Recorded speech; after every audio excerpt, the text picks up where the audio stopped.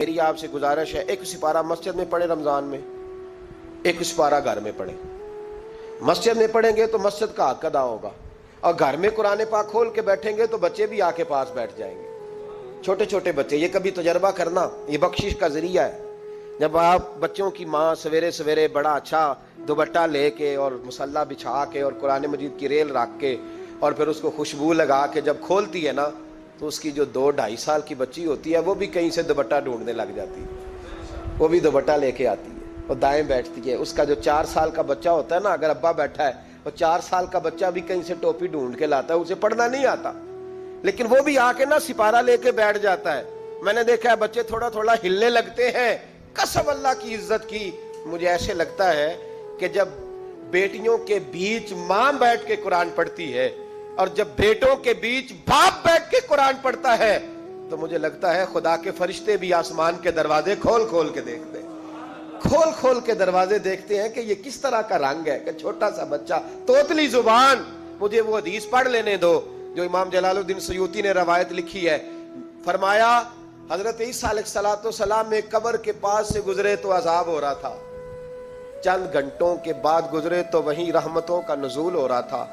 حضرت عیسیٰ عرض کرنے لگے، مولا میری مجال نہیں میں پوچھوں، چند گھنٹے پہلے یہاں عذاب تھا، اب یہیں کرم ہو رہا ہے۔ اللہ اب اس نے کوئی نیک عمل کیا تو ہے نہیں، قبر میں تو عمل ختم ہو جاتا ہے، اتنا کرم کیسے؟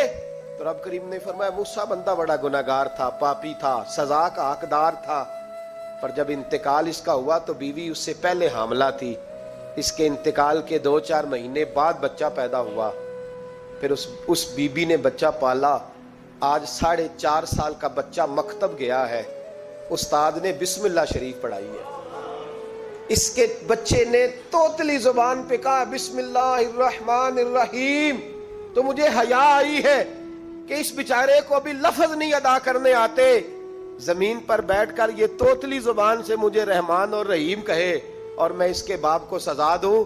بس بچے نے ایک دفعہ بسم اللہ پڑھی ہے، میں نے باپ کے سارے گناہ معاف فرما دی، مہربانی کرو۔ ایک سپارہ گھر میں، ایک سپارہ مسجد میں، یہ ضرور آپ نے روٹین بنانی ہے۔ مسجد میں پڑھیں گے تو مسجد کا حق ادا ہوگا، گھر میں پڑھیں گے تو بچے بھی پڑھیں گے۔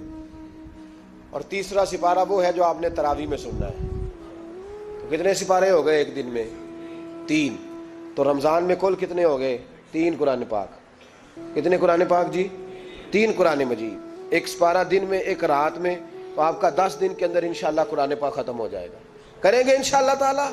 یہ ذہن بنائیں، یہ ذوق پیدا کریں، اور قرآن پاک کا ایک حرف پڑھیں تو اللہ 10 نیکیاں دیتا ہے، اور رمضان شریف میں 70 گنا بڑھ جاتی ہیں۔ تو اب ذرا ضرب دے لو، بات کہاں جائے گی؟ تو رمضان المبارک میں قرآن پاک سے، میں نے کہا کوئی اخبار نہ دیکھو، کچھ نہ دیکھو، سارا دن بس قرآن پاک دیکھو، سارا دن قرآن مجید پڑھیں، قرآن پاک سے دل لگائیں۔ حضرت عبداللہ ابن مسعود رضی اللہ تعالیٰ عنہ فرماتے ہیں، نبی پاک صلی اللہ علیہ وسلم نے مجھے بلا کے کہا مجھے قرآن پاک تو سنا۔ میں نے کہا یا رسول اللہ آپ پہ نازل ہوا ہے، میں آپ کو سناؤں؟ تو فرمایا میرا دل کر رہا ہے میں تجھ سے سنوں۔ حضور کو زیادہ آتا تھا نا، تو کبھی کبھی آپ سمجھ لیں کہ آپ کو زیادہ آتا ہے، لیکن پھر بھی سامنے والے، میں اکثر کہتا ہوں مدرسے کے طلباء سے، میں کہتا ہوں آپ قاری اور حافظ تو ہو گئے ہو، پر کبھی کسی اور سے بھی سنا کرو، کہا کرو سناؤ یار 2 آیتیں، دل کر رہا ہے۔ حضرت ابی بن کعب رضی اللہ تعالیٰ عنہ کہتے ہیں نبی پاک تشریف لائے تو مجھے کہنے لگے ابی ادھر آ، میں تجھے قرآن پاک سناؤں۔ میں نے کہا یا رسول اللہ مجھے فرمایا مجھے اللہ نے حکم دیا ہے کہ میں تمہیں سناؤں۔ حضرت ابی رو کے کہنے لگے یا رسول اللہ رب کریم نے میرا نام لیا ہے؟ میں کہاں وہ کہاں؟ فرمایا ہاں تیرا نام لیا ہے۔ رونے لگے، کہنے لگے حضور پھر تو میں بڑا خوش نصیب ہوں، سنائیے میں سنتا ہوں۔